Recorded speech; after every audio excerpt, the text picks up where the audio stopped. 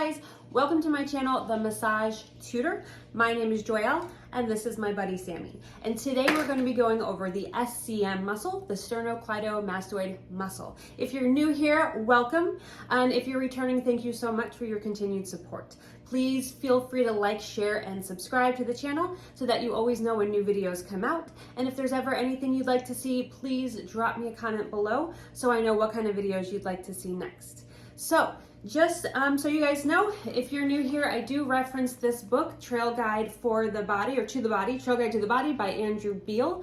Every textbook is a little bit different from each other with your origins, insertions, that kind of stuff. So this is the book that I reference. If you do have this book, you can always follow along with me. And if not, I can drop a link below of where you can find this textbook as well.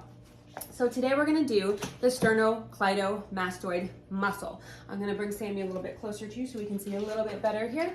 So the sternocleidomastoid, the SCM, he is kind of, gives you a bit of a cheat sheet of where he is, which is nice. We'll come a little bit closer here. There we go. So sternocleidomastoid, sternum, clavicle, and then the mastoid process right there behind that ear. So that bump behind your ear is the mastoid process. If you're new to your bony landmarks, mastoid process. So the SCM is actually a two-headed muscle. So he's going to have two origins, the head on the sternum and then the head on the clavicle. And then he will converge into one muscle and insert on the mastoid process behind the ear here, and also along that superior nuchal line. So just this kind of ridge on the occiput here. So I'm gonna come a little bit closer just so that we can see better here on Sammy exactly what we're talking about.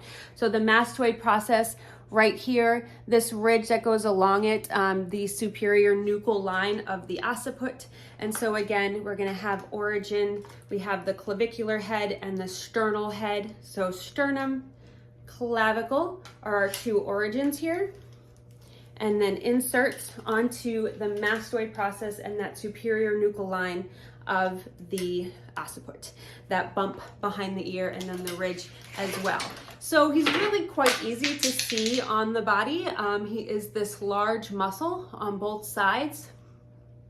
And when you rotate to the opposite side and kind of do a little bit of a flexion, that's when you'll tend to see him really pop out. So you have your two heads, the sternum, the clavicle, and then they converge and go up behind the ear there on that mastoid process.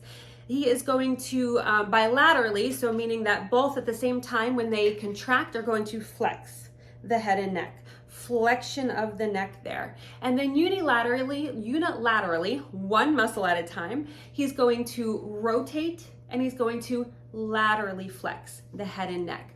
So contracting him is going to bring him down.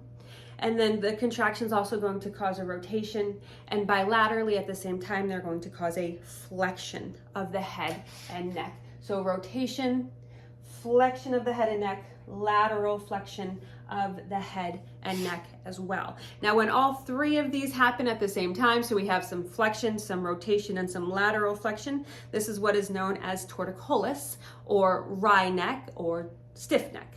So a lot of times babies, for instance, if they lay on one side for too long, can actually get stuck and get torticollis.